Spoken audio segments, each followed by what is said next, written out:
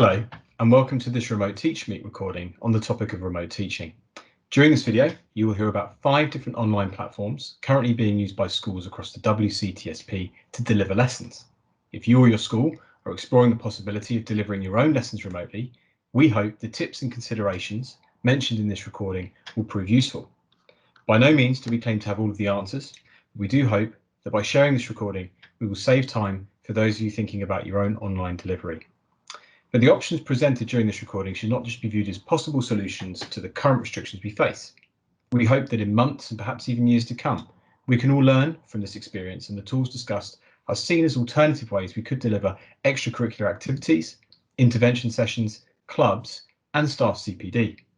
Finally, if you'd like to connect with any of the presenters featuring this recording, or you would like to share your own experiences of using these tools or perhaps even others, please do so by contacting the Wellington College Teaching School Partnership via email, which will be displayed to you at the end of this recording. We hope this proves useful and ultimately saves some of you some time. Stay safe, keep well.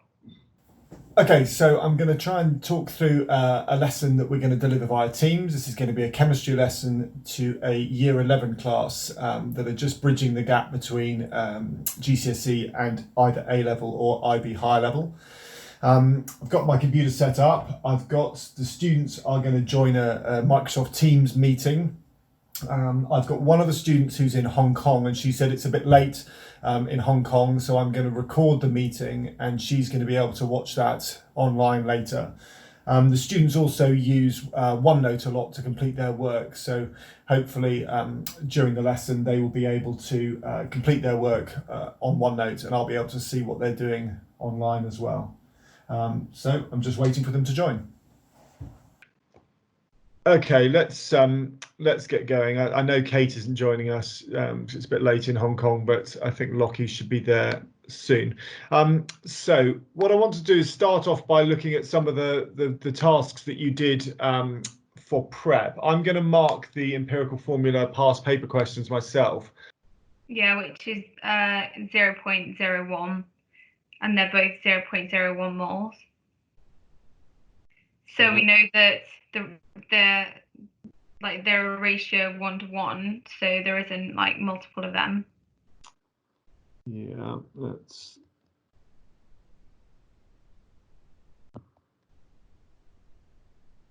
and we do the same with hydrogen, and we end up with 0.02044.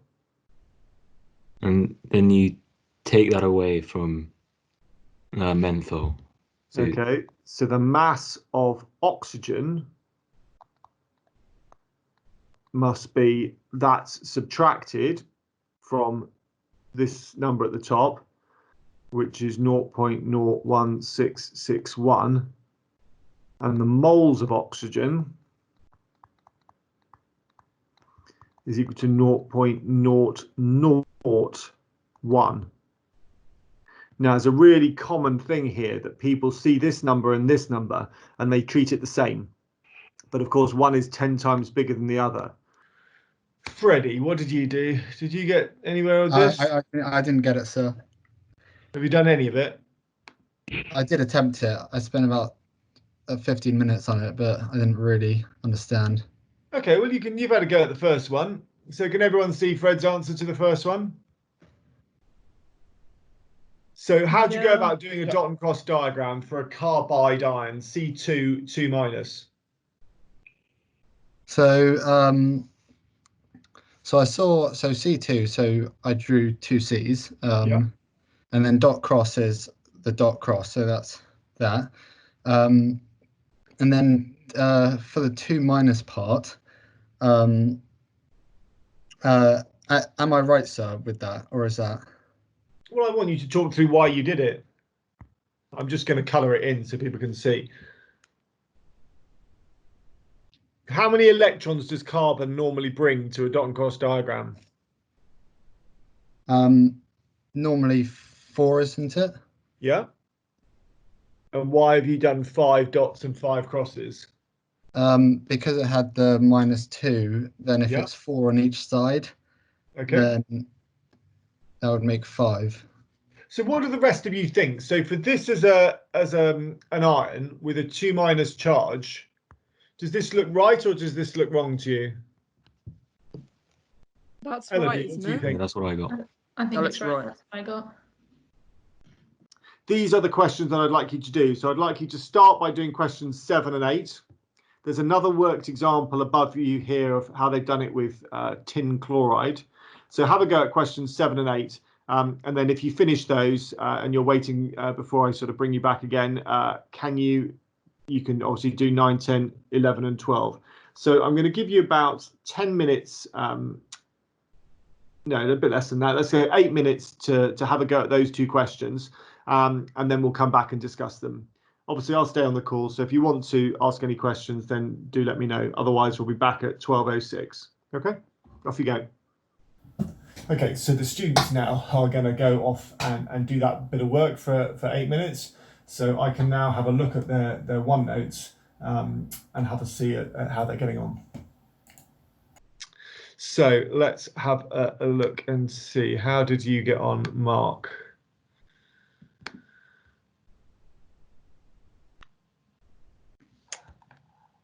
Mark, do you want to talk us through what you did here?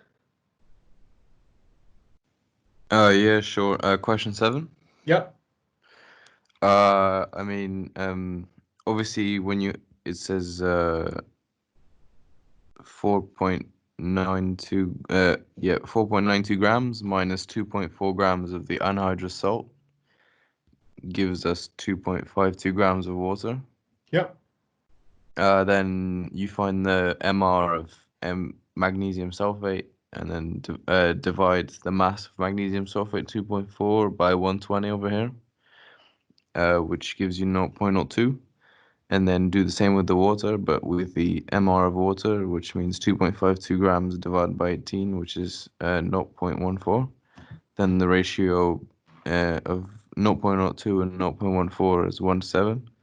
So N equals 7.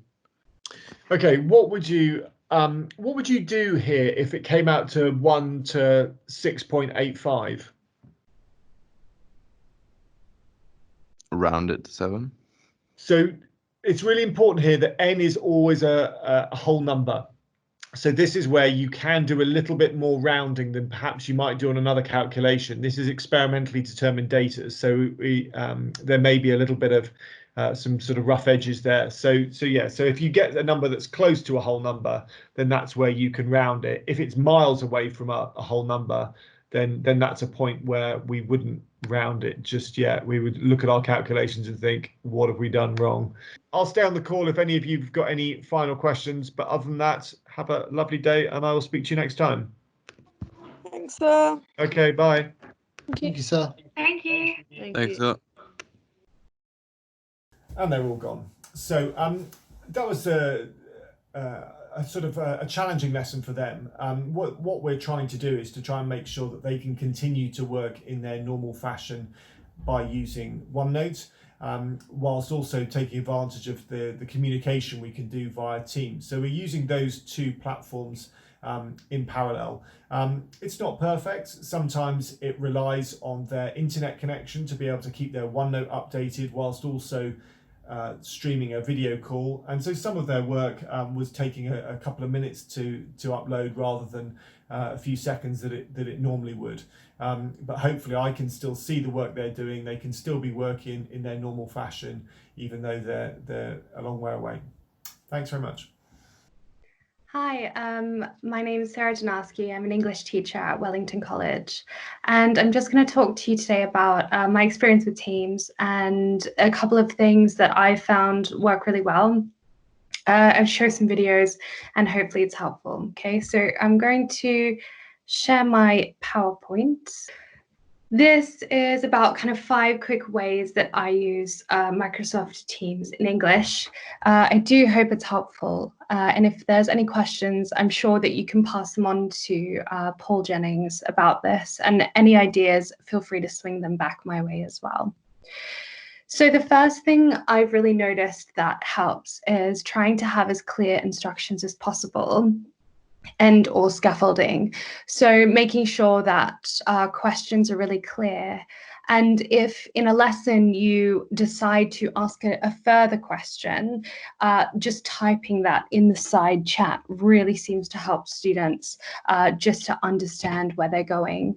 Unfortunately, they have more distractions at the moment than what they would have, because we as teachers obviously pick up on them when they look out the window, when they're not quite there. So without that possibility, having those clear instructions and/or scaffolding can just bring them back in and make larger tasks, specifically with the scaffolding, feel less scary. So an example I just thought I'd put in here is pasted from some work that I did with my third form, which is year 9. I've made it like really clear, you know, what we will now work towards. So this was a slide that was given at the beginning of the task with the key areas highlighted. And then, for example, in the first one, which is empty spaces, so they are to write a descriptive piece of a place that you would most like to visit by yourself without the interruption of anyone else. And if you're thinking that that's going to be 700 words, that can be incredibly daunting. So from there, what we did is take the idea and we started with it at the top of the page. So if they were going to do this, and I obviously got them to brainstorm it, gave them time to do this. So again, what would normally be considered about an hour lesson probably stretched out to 2 or 3, just to allow them to have the time to work on it. So we would have a conversation about the 5 places. I cold called various students to give me 1 place out of 5 that they could write about, and worked with that to develop a large amount of ideas that they could do. From there, again, I made sure they had a kind of rough paragraph structure if they needed to. I've put up the top is planning structure to assist, but not limited to, and stressed that they could move away from this planning structure if they particularly wanted to. But if we wanted them to work alone and an extended writing piece, I thought it was really important to make sure that there was some place that they could go, particularly for your hardworking students who will get on with it. It's probably important to say that in this example, I stopped in the second lesson and we shared evidence of 200 words that we had done. So just to make sure that you're checking on them in the same way that I would in the classroom if I was just taking a lap around and seeing what was in their books or on their laptops. From there, I also wrote a beginning for the students. So if they were struggling to start, I said that they could use this beginning point to just make sure they had something on their page. And I think this is probably something that is going to be the hardest for students, because we tend to get that fallback of, oh, I don't know where to start or how to start. So just preempting that might be a really encouraging thing for some pupils. The second thing that I think is really important is to slow it down and to give thinking time. Even in a classroom, I think it's about 3 seconds on average, or 1.5 to 3 seconds that we allow the students to think when we ask a question. And that's probably easier to judge whether they understand when they're in front of us. But if we're asking quite big questions, it's probably important to just be just be confident that actually they might have 2 minutes. So, and this is because thinking time feels really awkward when it's online, but I think we should feel confident enough to give students time to answer. Even a really nice little shift is just to shift it to what do you think rather than what is, because the personability of the former enables it to be a little bit nicer. You know, what do you think of Lady Macbeth rather than what is Lady Macbeth like here, for example. So there is some downside to this. Well, it just means, like, I think what I have noticed, particularly in my teaching, and I feel it's the same across my department, that actually I've got to probably just plan fewer questions for the lesson. I'm not going to get through as much. And one thing I've noticed is I can't jump into questions as much. So if a student says something really good, it's harder to be like, okay, what does everyone else think about that? Because then you have to stop and give them thinking time again. So whilst that may feel as though, the lesson does not flow as well, I think that it does encourage students to just enable themselves to respond and compose themselves to respond virtually in a way that they don't necessarily need all the time in lessons, because they are giving us other prompts, such as, about them being able to say something or putting their hand up, etc. The third really positive thing that I would say has affected English and is a good thing to consider is to vary cold calling your students and volunteering. Some of you may have noticed that pushing students to volunteer isn't the most effective thing on Microsoft Teams. So I've kind of put a couple of strategies that I've been using, which is the first thing is to let all students know if you're going to cold call them for a response. So if in 5-10 minutes you are going to say, right, I'm going to be asking you at random, just preempting that that kind of method of teaching would be really effective for students.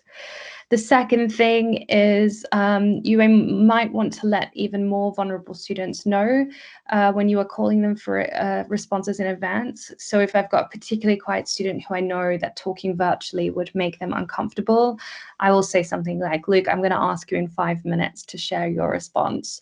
And then just giving Luke that time to come up with something and be confident enough to announce it to his students. So after you cold call 1 or 2 students, then I think it does make the classroom a little bit more malleable and free-flowing. So I think it's really good then to ask students to volunteer if they would like to add something. I think there is some issue in asking students just to volunteer because you'll just tend to get the loud ones. But I think all of these methods are going to vary depending on the class. So I do think cold calling to begin with for quieter classes is really effective. But I also recently made it a competition. So I said I was going to cold call the boys first and then cold call the girls and see if they could respond in a better way. Or you could vary it however you want, putting your students into groups of 5, for example, and cold calling team 1 or team 2, and then seeing who has the best response. And that has been particularly effective. So I very much recommend trying that on Teams. And then what I do as well, so if I say, right, I'm going to cold call one of the boys, they have to copy and paste their response if they were writing online into the chat so we can all see it. And then the girls will do the same. And the final point there is, if you allow, I think, always volunteering, then I think you will see students slipping in an online environment. It's very easy to hide. And I think we should stay on top of that. So making it a competition has probably been the most effective strategy that I have managed to use at the moment, particularly for younger sets. The fourth one is to search for exemplar answers using a shared space or email. So I'm not sure what other people's tech is like, but we have OneNote. So what I tend to do while students are working is, in the same way that I would physically walk around the room to see who I might call upon to share their answers, I will search for a good answer in the virtual world and I will look through their OneNotes. Another thing, the thing with doing that is it enables you to show the class anonymously, which is a really effective tool. And in the same way, on OneNote, if anybody uses it, you can get students to paste their answers into a collaboration space, which then pastes it anonymously, as opposed to the chat on Teams, which will paste it obviously with their name. So they have to be committed and confident to stand behind that answer. The other thing that one of my colleagues is doing on the collaboration space is having a grid where students paste their responses into their name box. And that's a really effective way to monitor whether all students are putting their work down. Something that I have found in using the chat for students to paste is by the time there's about 10, you tend to slip and lose track of some students who haven't pasted their answers in there.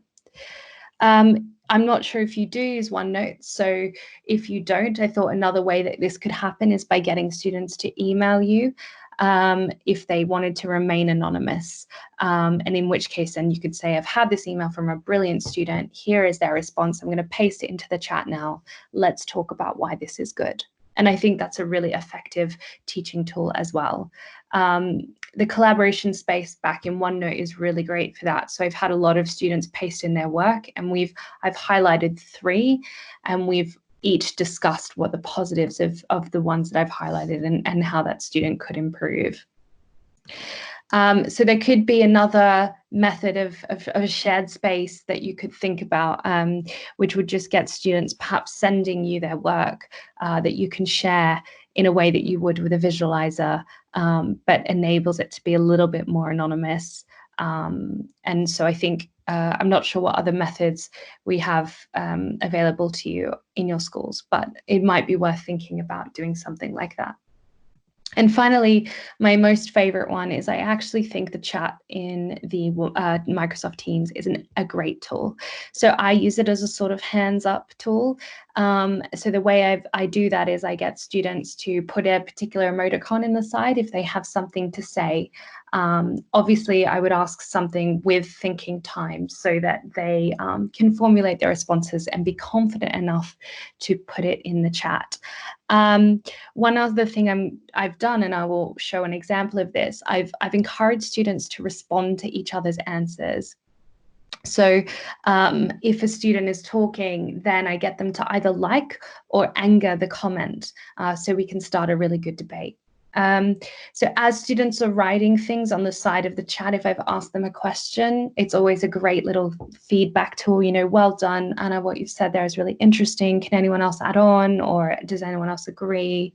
And just keeping that live commentary up, I think that's quite important. And yeah, it just gives them that reaffirmation that they're probably more used to in a classroom environment.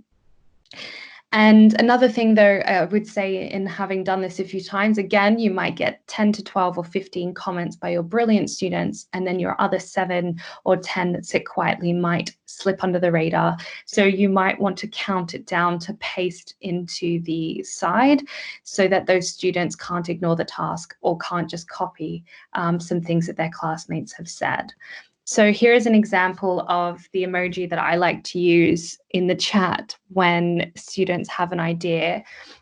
What happened in this, and I'll show you a recording, is as students spoke, they either liked or loved. I tried to get them to interact. This was the first time we've done it, so it's quite good. You can see in this, Atticus angered some people. So I looked through that list of the angry people and asked them afterwards to explain why they were unhappy with Atticus's view. So I'm going to give you, just to end, a little clip on that. I will share my screen now to show you that lesson. So let's ask Mansoor, can I ask you to start? Yeah, well, obviously, non-fiction is used right to report the sort of events and the statistics on the news, let's say. Mm-hmm. And on the one hand, it can be effective because it just tells you about the current situation. But on the other hand, as we know, there was a lot of sort of exaggeration in it as well. So it can be used ineffectively as well. Guys, can we try something really fun and new? When someone's talking that I've asked their idea, if you agree, can you like their little face emoji? And if you disagree, or if you want, can you put the anger emoji? That'd be really fun. So this is like, this actually might work really quite nicely. Cool, right, Atsi, what do you think? I don't know what exaggeration Mansour's talking about. Okay. I think it's a global pandemic and people are dying. It's pretty obvious. I don't know what exaggeration there was, but I think the use of like kind of slogans and stuff that you hear all the time. So things like social distancing, self-isolation, key workers, like kind of repeated phrases. I think and what's the probably effective. well. There's that tricolon, isn't there, of stay at home. Set the NHS that table. thing. Yeah. Yeah. Right. So- Exactly. It's been nailed into us. It's really effective. Yeah. So that's the rhetoric around it. So do you think that's effective, Atty, the use of those specific keywords? Yeah, I think so. Cool. Okay. Connor, I'm going to go to you because you're the first person to disagree with Atty there in that chain. So what are your thoughts? I think they all chase the headlines, all the newspapers and tab. Okay, so that was just 5 quick tools from me that have helped me with Microsoft Teams. I think this was supposed to be about 5 to 6 minutes. It's longer than that, I apologize. But I do hope that it's given you something, and feel free to send anything back in the way that you are using this at the moment, because it is a new time for all of us. Thanks very much. Just going to show you today a few ways that you can use video capture Chrome extensions to help with your teaching. Obviously, at the moment, we're on sort of unprecedented times. We're all getting used to remote learning. So this is quite a nice way to be able to add a bit more emphasis on the documents and information you're sending home, whether that's to staff or to students. So the two that I'm going to go through with you today are both Chrome extensions. One is called Loom and one is called Screencastify. I'm actually using Loom now to present my screen. Loom is free to all schools, educators and students, and it has been and it will be. Screencastify, at the moment, you can get 5 minutes. You can do a 5-minute video for free.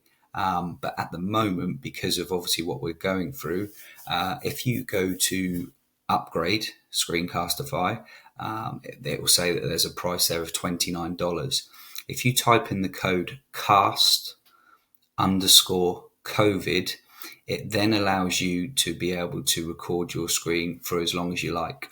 And the reason I say that is that Screencastify probably has a few more features than what Loom does. Screencastify allows you to annotate your screen. So at the moment on here, I can't annotate my screen. You can see my cursor going round, but I can't sort of annotate or highlight any of the information, whereas Screencastify allows you to do that, which is quite a nice little tool. How you get Loom and Screencastify, as I said, they're Chrome extensions, so you need to make sure you're on a Chrome web browser. And then what you would do is you would go to chrome.google.com and then into the web store. And then whether you want to add Loom or add Screencastify, that's obviously what you then type in the search box. And then what comes up is you've got Loom for Chrome, which is the one we want. And that's the little logo there. Now, you will see that mine says rate it. And the reason it says rate it is that I've already got it. And as I said to you, I'm using Loom right now to record my screen. If I didn't have it, it would say add to Chrome, like the one down below does. So what you would need to do is you would need to click that blue add to Chrome button. And then the next thing you need to do is it'll ask you to add the extension, which is obviously what you want to do. And then it will ask for permission for your microphone and for your camera. So that's obviously important that you give it permission to that, for those two things. And then what will happen is you can see up here, next to my search bar, I've got these little icons up here. And you can see that there's a Loom icon there. You can see it's flashing red because I'm actually recording my screen now, as I said to you. The Screencastify logo, I've also got that as well installed. That looks like that. Okay, so once you've installed one or both, you will see that the logos appear next to your search bar. And when you are ready to record, literally all you would do is you would press on the Loom button, and a menu will drop down. Now it's not going to drop down at the moment because I'm recording my screen, but it will drop down a menu for you, and then you've got 3 options. You can record your screen like I am now with my face down in the bottom. and the ability to be able to see the rest of my screen. If you don't want your face on the screen, that's absolutely fine. You would just say share your screen only, or the final option is to just share your webcam only. But then just bear in mind that the students won't be able to see what is on your screen if you do webcam only. Once you've decided what video method you want to use, it gives you the option to video your entire screen. So at the moment you can see that I've got my other tabs up here. So I'm videoing my entire screen. You do have the option to just video a tab. Okay, so if I wanted to, I could just say, if I know I'm just going to stay on this tab, I could record this tab only. And I suppose that's quite a nice little feature. If you've got your emails open and you don't want your emails popping up onto the screen whilst you're recording. Once I've finished recording in Loom, you can see there that there's a tick to finish the recording. What's quite nice about Loom is you can actually pause the recording. So if I needed to go and get a drink, I could pause it and then come back. Or if you make a mistake, you can just press the X, and what that does is that cancels the recording without it actually saving anywhere. Okay. Once I've clicked on the tick for finish recording, it's then going to save it in an unlimited storage area in my Loom folder, which I would have created with my school account. The difference in terms of uploading and downloading videos is in Loom, it gets saved in its own Loom account. So if you wanted to get that in your Google Drive, you would have to download it first, then upload it into your Google Drive. So there's that extra step. Screencastify, as soon as you've finished recording, it will automatically be saved into your Google Drive in a Screencastify folder. So as soon as you do your first Screencastify video, a folder will be set up in your Google Drive, and that's where all the videos are saved. So that, as I said, that's quite a nice touch as well for Screencastify. How I would then share this video in Loom, if I wasn't going to put it on my Google Drive, is literally through a link. If I wanted to, there's the editor version. So if I wanted to trim the clip, I could trim the clip at either end. If I wanted to, I could put a password on it. So if I send someone the link, they have to then obviously use the password that I've sent them to be able to access the video. And what's quite nice is that with Loom, you can see how many people have actually viewed the video. So I know some students, some staff in Bullmarsh have used it for assemblies, and they know that 150 students have managed to watch the assembly. So that's quite a nice touch. But two really quick and sort of easy ways there to capture your screen. So Loom is what I've used today. Screencastify is the other one that I use on a regular basis. And as I said, it depends what you want to what you're using your recording for. If I wanted to annotate and things like that, I would probably use Screencastify to do that, because unfortunately Loom doesn't have those features. If you want any more information or any more help on how to install them, you can contact me at sbradbury@bullmarsh.wokingham.sch.uk, and I hope that you found this presentation of some use. Hi there, I'm Neville Mogford, and I'm a trainee teacher at the Holt School in Wokingham, and this is my short guide to making pre-recorded videos for your teaching. It's a guide to becoming a YouTuber.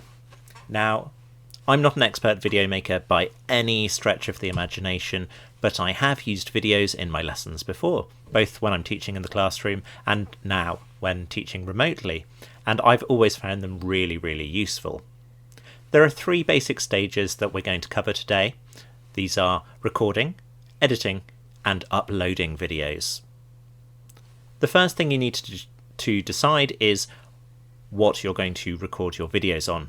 You don't need an amazing camera or an amazing microphone. A phone or a tablet will be fine. In fact, this is me recording on my iPhone SE. See what you think. This is me recording on my iPhone SE, and I think it looks okay, all things considered. And even though it's recorded outside, it still sounds pretty decent. No, it sounds terrible because I was recording outside. But it looks good, and if I'd recorded it inside, then the audio would sound fine too.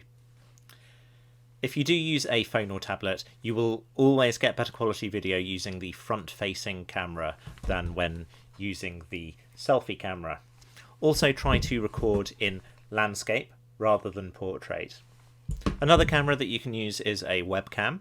You can either use an external webcam, and I'm using one here, or you can use the built-in camera on your laptop or your PC monitor. Laptops usually have built-in microphones too, and the audio quality is fine. But if you do have a headset or an external USB microphone, I have one here, then you will get better audio quality. Of course, if you want to make really nice looking videos, you can use a more capable recording device such as a home camera or DSLR. If you do this, then you may be able to record in HD and you can get some really cool bokeh effects. The only issue with cameras is that the microphones tend to be quite poor quality, so you might want to use an external mic. I'd also recommend using a camera stand or a tripod. Another thing to think about is safeguarding. Safeguarding is always the bottom line in remote teaching, just as it is always the bottom line in classroom teaching, and so it's important that you think about this when you record your video. When making videos for students, it's recommended that you normally record against a plain background. Now, I'm an English teacher, and so I like to have books in the background to promote a reading culture, but it's very easy to leave personal information in the picture accidentally. You don't have that problem at all when you use a plain background. If you have any photographs in the background, these should also be taken down. I'd also recommend that you view the image through your camera before you record anything, and also that you test the video and audio with a short practice video. Some webcams also have additional features such as face tracking. I usually turn these off. Another word on safeguarding: make sure that you don't use any student names or record messages to individual students or anything else that could identify someone. Keep everything generic in that respect and focus on generic material. So now we get to the act of recording itself. Most people will record everything in a single take. This is often the best option, although if you're constructing longer or more complex videos, then you'll probably be splicing together multiple audio and video clips. In terms of video formats, YouTube accepts a wide range of video formats: MP4, AVI, WMV, and several others. If you decide that you want to convert your files to a different format for any reason, then you can do this very easily and quickly using software or web-based file converter. Once you've filmed your masterpiece, you may want to edit it. Of course, you don't have to, and you can simply upload your unedited video straight to YouTube. This is definitely the simplest and the quickest way of doing it, but don't forget to watch your video back first. I'm not going to go into any great detail about editing, except to say that you have a huge number of editing options. The simplest way to do it would be to use the free software that came bundled with your phone or computer. You can usually edit individual videos on your phone using the photo app that you view your photos on. If you want to splice together multiple clips or add audio, text or effects, then you're going to need to use dedicated non-linear video editing software. Windows Movie Maker is easy to use and free, although it's a bit basic. Apple users have the superb and easy to use iMovie. In terms of slightly higher end options, VideoPad is very good and free. I'm using VideoPad to edit this at the moment. Final Cut Pro on the Mac and Adobe Pro on the PC are both superb. They're the industry standard for professional YouTubers and videographers. The learning curve for them is a bit steep, but if you are interested, then you can get a free trial of Adobe Premiere Elements, which is a scaled down version of Adobe Pro. Lightworks is the high-end freeware alternative. I've used it in the past and I find it a bit tricky to use when compared to Adobe or some of the other options, but it's freeware and it is very powerful. And this takes us to the final thing to do, which is to upload our video to YouTube. Now, before you upload your video, do you need to be uploading videos to YouTube at all? If all you want to do is put audio over slides or string together a few short video clips, then you might want to consider a quicker and easier alternative like Nearpod or Adobe Spark. Having said that, YouTube definitely has its benefits. It's quick to upload, it works on virtually every browser, it's simple to use, and it is still viewable on slow connections. I've used YouTube as a backup several times when I've had issues with videos and audio on other platforms. YouTube accounts are linked to Google. If you don't have a Google account, then you will need to sign up for one first. Many teachers will wish to set up accounts for their videos that are separate from their personal Google accounts. Before you start, you should lock down your Google and YouTube accounts if you haven't already done so. You should check the settings and then have a look to see what they look like from the outside. The way to do this is to open up an anonymous tab on your browser, like I'm doing here on Chrome, and copy and paste the URL of your YouTube and Google accounts. You may have some public playlists video, perhaps you've made public comments on a YouTube video. All of this needs to go. If you're not happy doing this, then you need to set up a new account. Now we're going to upload our video to YouTube. There are two basic ways of uploading videos to YouTube. The first is to use YouTube Studio, which is the newer way, but I'm going to upload my video on using the older way, which is simply going to my YouTube account page and selecting Upload Video. I have my video that I'm going to upload here, which is of me throwing a book. And I drag the file onto here, and the file has now uploaded and it's now processing. Whilst it does that, I'm going to give it a title and a short description. Mr. M throws a book. I'm going to select that this video is made for children, and I have more options here. I'm going to do two things. I'm going to check that my comments are disabled, so no one can make comments, and I'm going to turn likes and dislikes off. Okay, so the video is now uploaded. I can select a thumbnail image, so I'm going to go with that one. Select next again. Now I have several options here. I can make my video public so everyone can see it. I can make it completely private, but I'm going to choose unlisted, which means that only people who have the video link can see the video. I'm going to save that. And that's uploaded, and this is the link to my video. So if I copy that, and if I paste it into a new video, this is what students will see. Here we go.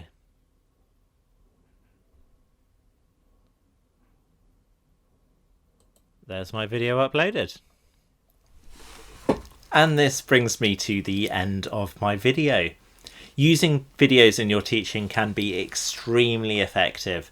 The process can be as simple or as elaborate as you want to make it, and I'd recommend it to all of you. Have a go, see what works for you. Thank you for watching, and I'll see you soon. Or as they say on YouTube, like, comment and subscribe. Thank you very much. This section on Google Classroom was put together by Justin Southwood from Sandhurst School and Phil Marshall from Edgebarrow School. When we started to think about this, we really started to think about the fact that Google Classroom is designed to be a whole school package for online learning. You've got a number of powerful tools for managing online learning, including setting work, tracking progress, providing students feedback, and delivering online lessons. However, this is only going to work well if you integrate it in with your other systems. So we started to think about key things you might want to consider if you're either going to get started with Google Classroom or if you're extending its use across the school. In fact, many of these questions will also apply to Microsoft Office 365 and other platforms as well. So we'll try to highlight how Google Classroom might fit into that landscape. This is very much our experience rather than our expertise. and we are keen, if you want to discuss specifics in terms of your particular context, please do get in contact with us via Wellington College. There's also a long version of this, some notes available if you want the extra detail.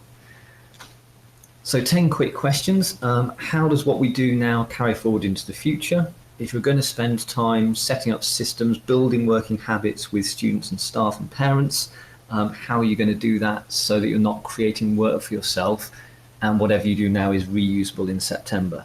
Right? This applies equally to Microsoft Office, Google Classroom, or any other online tool. If you're going to develop these tools for independent learning and for pedagogy, how do you do that in a sustainable way? That leads into our second question. Google Classroom is a big suite of tools. So do you have the capacity to administer it, to get all the settings right? So for example, teachers can record lessons, but students can't. And who is going to do that? What do your tech team already know? Who is going to provide technical support to staff and to students and to parents? And we know that some schools have got a help@ email address with people on a rota to answer that. Other people are using an FAQ. But whatever you do, whatever system you're using, have you thought about how you're going to support that for well over 1,500 people? A big thing we discussed was that your online learning environment is likely to be most successful when it mirrors your existing teaching environment. So thinking about expectations for presentation of work, submission of work, how you're going to deal with late work, expectations around marking feedback. Are you going to have access for other staff to classrooms so you get some form of observation? And even something simple like taking the register at the beginning of an online lesson sets that atmosphere that's familiar, creates expectations for students, and helps to improve their online experience. So there's lots of features to think about, and you want to try and match those as close as you can to your existing teaching and learning policies so it's familiar to everybody. A key part of that, if we're thinking about policies, is your online safeguarding data protection policy. You're probably going to need to update your privacy policy if you're recording lessons. You'll have to think about your records retention policy, and what would you do if a student said, I want all the videos with me in it? So some thoughts there about data protection and how you're going to communicate these new ways of working to students and parents. We then discussed a little bit about access for everybody. We know there are lots of interesting extensions for Google Chrome that allow you to do different things within Google Meet, students putting up their hand virtually, changing their backgrounds, that sort of thing.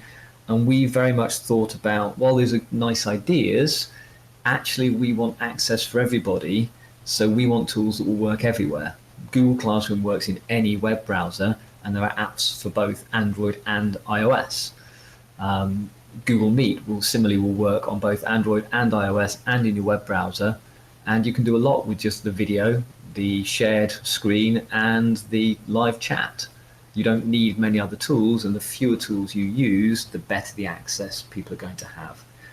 In particular, if you've got students who are having trouble accessing online resources, remember to add your LSAs to your Google Classes so that they can also provide feedback and join in, come to meetings as well, and be another source of support for students.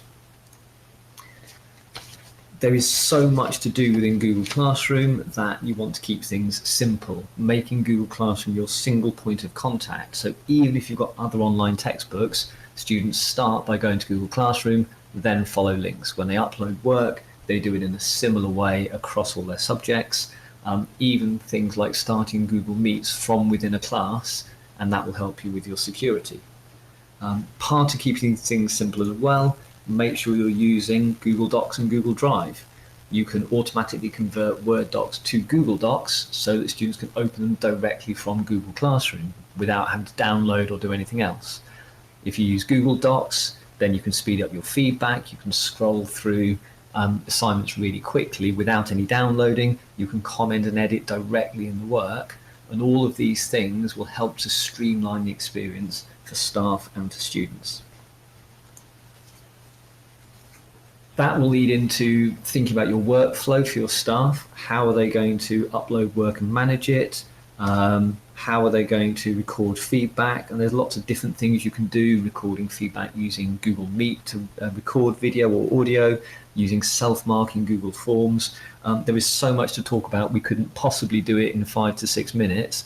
So please do use the great online YouTube tutorials, the massive Google Help. All of these places will give you great detail. And then you can start to think about how you're going to provide that training within your educational setting, both to staff and to students and to parents. Little things like making sure students have got the app downloaded so they get the notifications about when work is due. Maybe showing students how to change accounts so that they're accessing their Google accounts on their phones through their school email and not through a personal Gmail, which means that they might be confused why they're not getting certain things showing up. Also thinking about reminding people to turn off notifications over the holiday so that you're not bombarded with work requests, and that's quite good for mental health. So a huge amount of training to communicate, and think about how you're going to do that in a way that is manageable. We found doing little videos ourselves based in our own context made them more accessible, and then we limited it to 1 new feature per week, and that seemed to go down quite well. So final thought then is, how is Google Suite more than just a way of setting lots of homework? And starting to think about, if we're using this for students, for their classes, can we bring some of our departmental work online? How do we use these tools to simplify our day-to-day administration? How can we use it to facilitate things like work scrutiny? So lots of big strategic decisions to consider. And we hope in those 7 to 8 minutes, we've given you an overview of some of the details that are there. And if you would like to discuss more specifics with us in relation to your context, please do get in contact, and we're more than happy to share our experience to date. Thank you very much indeed, and good luck. Hi, let me introduce myself. My name's Maria Ramsey. I lead in the professional effectiveness at Colton House School, which is a learning and additional needs school in Camberley. I'm also a SLE for Wellington College teaching school. When I was asked to do this Teach Me, I tried to think of some good examples or best practices in classrooms that we are currently under. So we could be teaching live lessons to students in their homes, or we could be doing informal Zoom meetings with students or colleagues. We could also be having interviews for jobs, and it was very tricky to think about the best way forward for this. So what I thought I would do is home in on some good best practice that I think you should be doing for all those sort of platforms. You obviously need to sign into your Zoom desktop client account and stay signed in. I've done you a simple Word document for those that are new to Zoom. That will be part and parcel of this presentation. You need to check your internet speed, because Zoom really doesn't like slow internets, and you will get buffers. And if you are struggling, I would suggest you turn your camera off and just have your audio on, because that way you should improve the quality of what you're listening to and your speech. Make sure your camera's at eye level. Simple tip, but you often will only see somebody's forehead or their chin, and you know, you want to be able to see the full face. Stay muted unless you're talking, because that helps reduce the background noise. And I would suggest that you suggest that to your students as well. That just helps with the clarity of the session. Make sure you sit in a well-lit and quiet place. I know that's easier said than done in these times, but try the best to do that, and be mindful of what's going on behind you, as we all know with the Robert Kelly situation. Think about having a solid wall if you want to be having a virtual background. Some people aren't very keen on sharing their homes with their students, so just make sure if that's what you want. And you need to be checking your current child protection procedures for your school. Most schools now would have in place an annex for the home learning provisions that are taking place. If that hasn't happened, maybe you need to highlight that to your school. Some quick tips for virtual sessions. Try and give a plan to your classes, because that will help set the scene. If you've got documents, share those before the meeting. I always think it's best to discuss online etiquette and expectations of students, and they usually are in line with school protocol or current policies that have been updated. You can utilise the whiteboard that is part and parcel of the Zoom package, or annotate shared documents, and let your students engage with that platform too, because that is a good platform for you to actually have an engagement and keep the momentum of the session going. You can take time to promote your questions. Give a moment or two to for students to utilise reactions. I mean, it's really important that we try and keep that very clear, that whilst we are all sitting in different homes or different settings, that our outcome is still the same, and that we want the best for our learners, whether we're in one united room or 20 plus different homes. Have students be presenters, take the sessions, share projects with their class. You know, it's really important that we share this home learning experience, and let students hear from each other, because sometimes this will be the only time they have contact with the outside world. What I've done is I've also put together for you some different tools that Zoom use for engagement within their platform. They do polling, which is good if you want just a quick debate to go on in your session. You've got breakout rooms, which is good for group work, and then to pull everybody back. The teacher can visit the different breakout rooms, so you can check on your groups and that they are learning and not just having a general chit chat. There's the non-verbal feedback, which is like in a chat type forum. As I said before, there's virtual backgrounds. Some people do like that. Sharing a screen.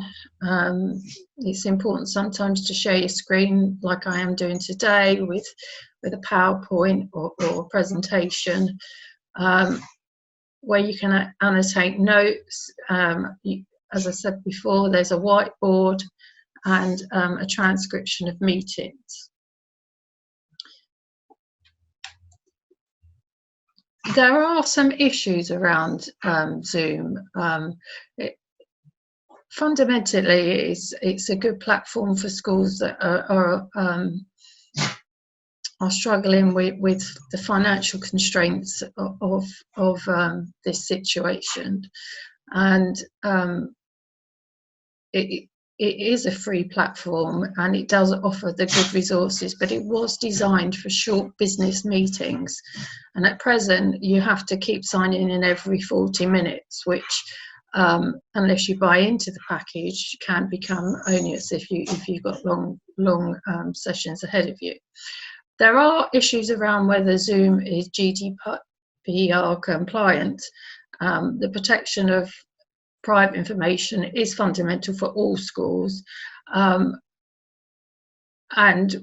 Zoom are constantly updating their privacy and their security notices, and the current compliance code is attached to their website, but also part and parcel of this PowerPoint I think will be shared by Wellington College. That there is a link to their compliance updated code, but what it does do is explicitly ask now for a consent from each user. So they are starting to look at how they're collecting data and whether they are fitting in with EU guidelines.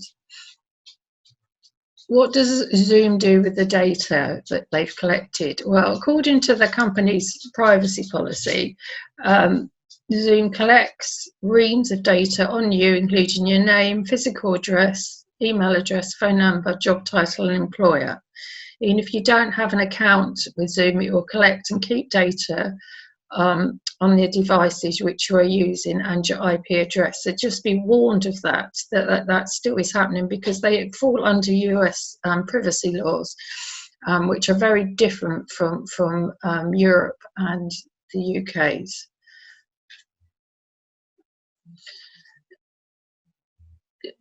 There is always the question as well whether Zoom are recording meetings without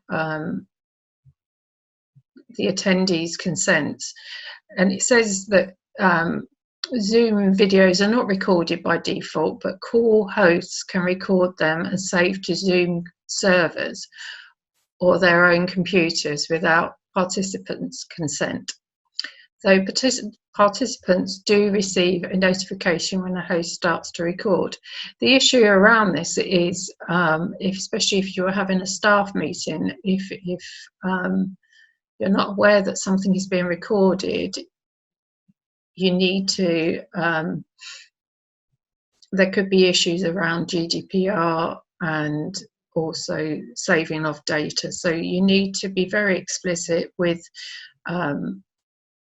people's requests if they ask not to be recorded, and if you are going to record, that you make sure that every participant to that meeting, whether that's a student or a member of staff, has signed notification that they're allowing that to happen.